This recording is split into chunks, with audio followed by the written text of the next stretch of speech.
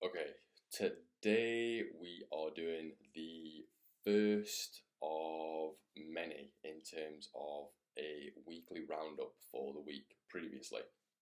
So this is for the week commencing the 14th of October. So everything that we're going to be talking about in today's video is what happened on that 7 day period, and it's really just to give me an insight and an opportunity to diary and document what I've been doing so that I can look back on it and see where I can improve, if I've been running into any issues that keep cropping up, and also I feel like it's going to be a good opportunity for other people to be able to see that I started as a working class person that was just fumbling around trying to make everything work and put things together in a way which could educate and also be somewhat entertaining as well, in a sort of vlog, follow on progress, see how things are implemented, and hopefully over time be able to see sort of a nice gentle progression in terms of progress, in whichever way progress can be measured. So I thought that I'd try and go for quite a varied overview. These might going to change over time with what I feel like I want to go into and go out of.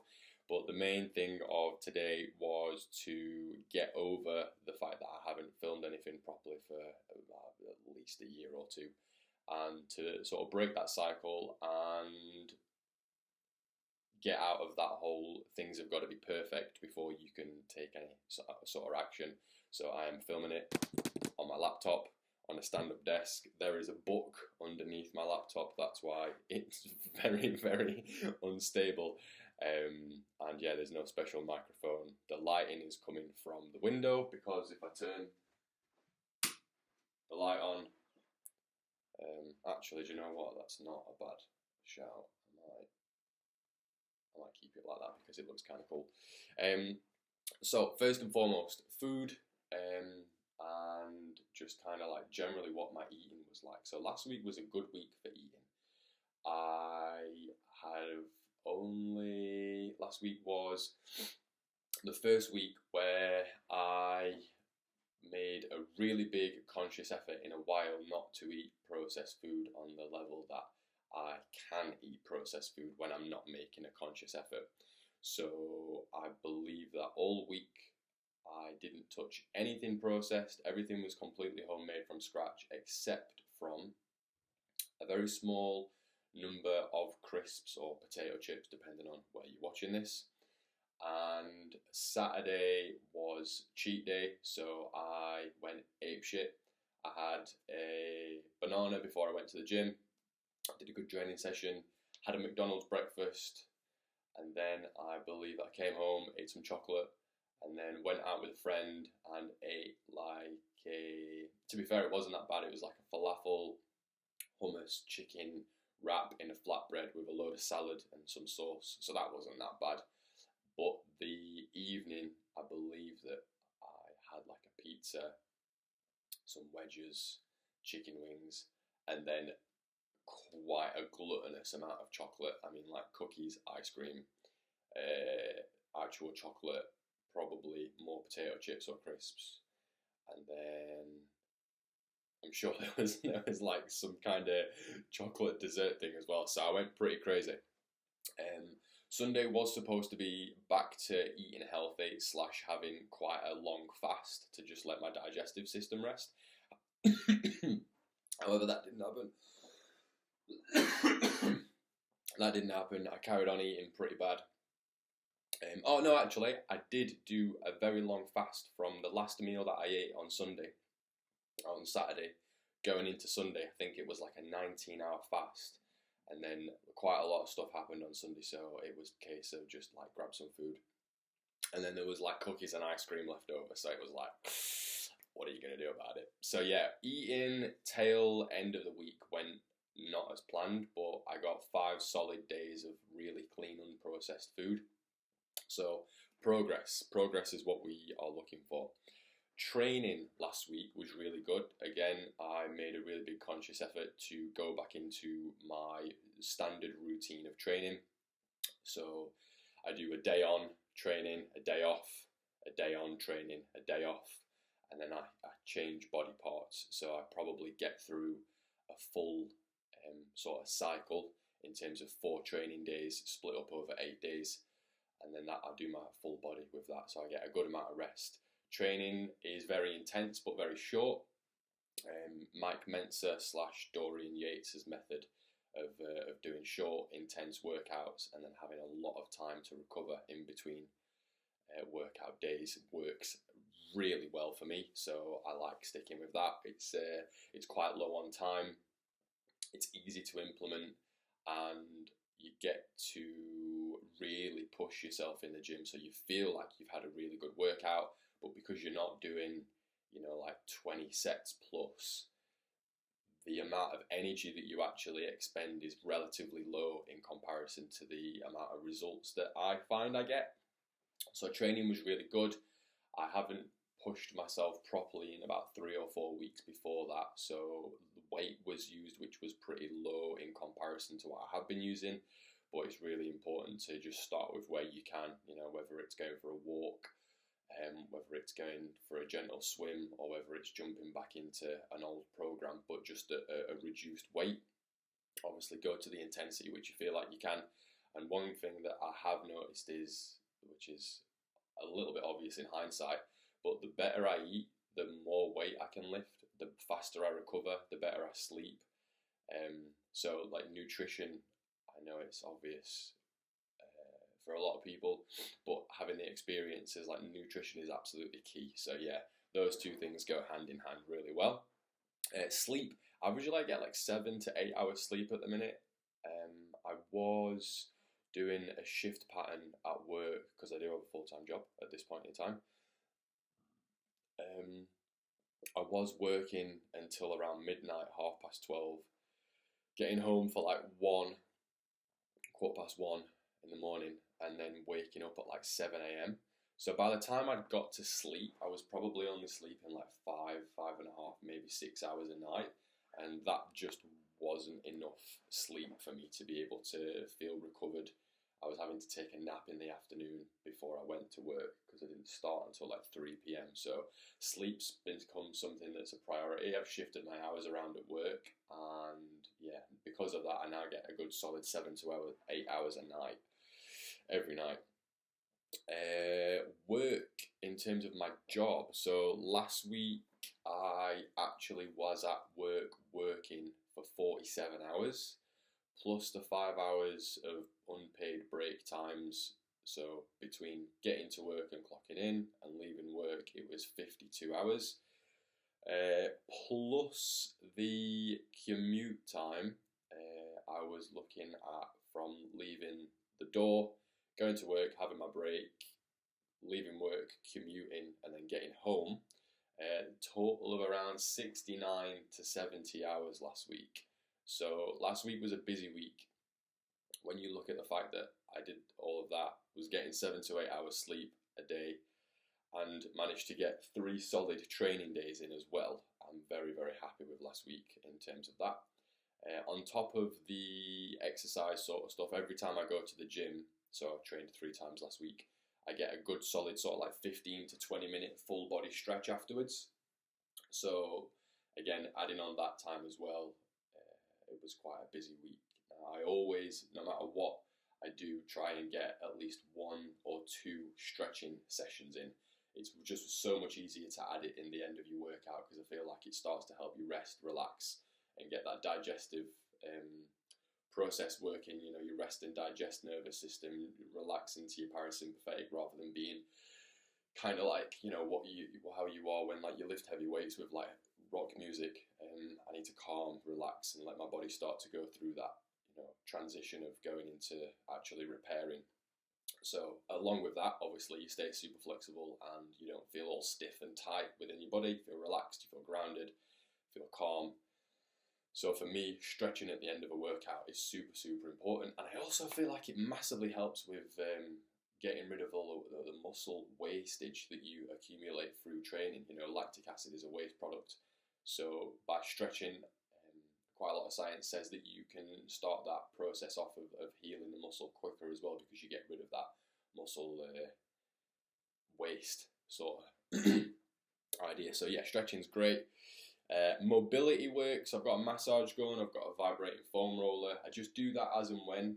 If I feel like my back or my legs or my shoulders or my hips are tight, I'll do those for like 5 or 10 minutes. Really good for like recovery as well. So normally the day after I've trained, I trained my chest, biceps and abs yesterday. So probably this evening I'll just have like 5 or 10 minutes with the massage gun, just going round. If I train legs tomorrow, not tomorrow but the day after, so the day after I've worked out, I'll just quickly go over my legs with the massage gun again, just to get the blood flowing and get the muscle wastage out of there, so the recovery can start nice and quick. So hot and cold exposure, so I like to go sauna. So the way that I do it, so when I'm training, I train for the day. When I've got a day off, I go to the sauna. So yesterday I trained, today I've been to the sauna, tomorrow's going to be training, day after will be sauna. So I get a good amount of recovery in there. Sauna, I normally go for between 20 to 30 minutes, depending on how much time I've got, how hydrated I am, how sore I am. And that's kind of it really. If I've got lots of time and I'm feeling nicely hydrated, I will spend upwards of 40 minutes in and out, take breaks every now and then. Really important to make sure that you have a lot of water just through the week. If you're going to be going to the sauna, you don't want to turn up to the sauna and drink a load of water, because you'll already be dehydrated before you go in there. You don't want to mess around with going in the sauna if you're already dehydrated. And then cold exposure, so I try to get some form of cold exposure every day in terms of a cold shower. I don't mess around with ice baths. I don't have the space or the time to be messing with like ice and water and getting this set up. So just turn the shower on to as cold as it'll go, and that's perfectly fine. I usually get one in the morning. If I'm training, I'll have a cold shower before the gym and have like a lukewarm / hot shower after the gym. If I am doing the sauna, I'll just get up, go straight to the sauna, and then have cold shower after the sauna to just help myself bring down. So I reckon I'm getting about 7, 8, 9, 10 minutes a week of cold exposure, which seems to be really good for me. I don't really have any trouble with like illnesses. I feel like I've got a lot of vitality and health, especially again when you combine that with the sleep, the training, the sauna, and the healthy eating. Meditation. So meditation has picked up. I've started doing micro meditations. So like anything from 2 to 6 minutes I consider a micro meditation, because you can just sit, find somewhere quiet to do it, close your eyes,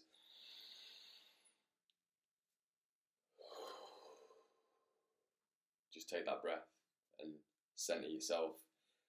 Stops the head feeling like it's getting away from you. You feel grounded as well, feel more rooted, feel like you're making decisions and you're responding to stuff rather than reacting and trying to catch up with whatever's going on in the old brain box. So yeah, I've made an effort. This week's gone much better, but obviously we'll talk about that on the next video. Hours spent on the sort of business podcast content, stuff like that. Last week was a big week. I really got my head around a lot of stuff and had a big shift. So over the past sort of 2 or 3 weeks leading up to last week, I've had a conversation with my mentor, a couple of conversations with close friends, and realised that where I was going previous to now in terms of looking at building a business, building an income to get out of working full time until I'm 75, I was putting a lot of energy into something which it wasn't serving me. I wasn't feeling energized. I wasn't feeling rejuvenated. It was a slog. It was a task. I had to really push myself to go and sit down and do that kind of work. And I did it. I started seeing a little bit of progress, but ultimately, the more I had to put time into it, the worse I was feeling because of the drain. and it wasn't a thing of like, I'm tired from doing work. It's like, I'm drained from having to do the type of work that doesn't serve me. So that was just a learning curve. I think that's a really important lesson to have in terms of like when you get new information or you get new data or you realize that you've got a certain energy towards the thing that you're doing. If you realize that it's not serving you, it's really important that you take note of that and you pivot, you change, you decide in a different direction, or you just take some time out and go back to it. There's 1,000 different ways that you could go about it, but if you get an insight that something's not working how you want it to work, then something needs to clearly change. So this is where the videos come back in, because I really enjoy them. I love the process of sharing, of learning, of passing that on, of coming up with ideas and being able to articulate that in a way which hopefully at some point more than one person is going to watch. And also, like, on a completely different note, it's really cool to document my process, so that I can go back and reflect on past times, see what was working, and then also, for future generations of mini Brandons, get to see what it was like. Because I've always thought that would be pretty cool. Like, if I could go back and see what it was like for my granddad or my great granddad or my great great great granddad, on what it was like when they were in them like late 20s, when they were like starting to look at their career, or like maybe that back in those days they'd already figured out what they were doing. Life was potentially a little bit simpler back then. So yeah, I just think for a number of reasons that doing the whole podcast conversations, it feels very expansive. It doesn't feel limited. Like the thing that I was doing before was very much a case of sit at the computer, look at the screen and monitor charts to see where the price differences were and try and capitalize on those. And it's very limited. It's not literally it's quite literally being sat, stuck, don't move, figure it out. And then even if you are right, due to the nature of the financial markets, you can still be wrong. And that just isn't a very easy concept to live with. Like, you can do everything right, you've figured it out, you've done the process, you've followed everything to a T, and you still didn't get the result. That, to me, I've realised now is very counterintuitive, and it makes my brain go inside out. So yeah, trying to force myself to do that in comparison to doing this kind of stuff and sharing and getting guests on and talking about their insights and being able to give that out to the world so that other people can be a part of that conversation and just create like a very open source place for information that's all around health, performance, psychology, philosophy, going into all of the nuances that make up your life feeling fulfilled and like you've got a purpose and like you've got enjoyment and just happiness within your life. There's a very big crossover because that's what I'm doing. I want to help people get to the place that I'm trying to get to. And I do feel like documenting that process is going to be super beneficial for when I eventually get there, because there's a lot of big podcasters at the moment in 2024, and there's only a couple of them that you can look back at day one and see that they actually started off with like a shitty camera just on their laptop in a spare bedroom with like random stuff everywhere, So I think it's going to be cool to be able to look back on that. And then the last one, really, I don't need to go into that now. That we can save that for another podcast, actually, just to keep you a little bit of suspense there. Is I try and make sure that I get a 20-minute walk every day before midday. Now, I'm really fortunate with the fact that I can get that in on my way to work, because I have to drive to park up at the place where we park, and then we usually, due to the time that I start, walk into the city centre.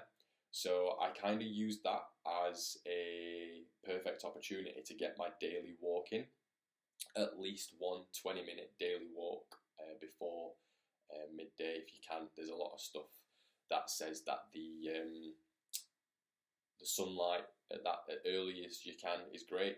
Today in Sheffield, the sky is grey. There is no sunshine whatsoever, so it's just important at some point to try and get sun exposure. Also on that, I do make an effort, again, when I've got time in the morning, I try to make time, but sometimes, life gets busy. If I can, I'll prioritise doing it in nature. So just being around trees, being around long grass, being around conifers and pine trees and oak trees. There's a reservoir that's not too far away from here, and if I've got a day off, then I'll go and spend a good hour, hour and a half, 2 hours just being in the calm, being in the woodlands, just detaching away from the concrete jungle. So yeah, last week I believe that I did do that once. So every day I try and get a 20-minute walk in and get some sunlight and just generally go out with some hippie vibes and chill. So yeah, that's pretty much last week as a whole. We're going to start and dissect it a little bit more, see what comes up, see what processes work, and just kind of document the journey. So thanks for listening, if anybody's listened. Peace.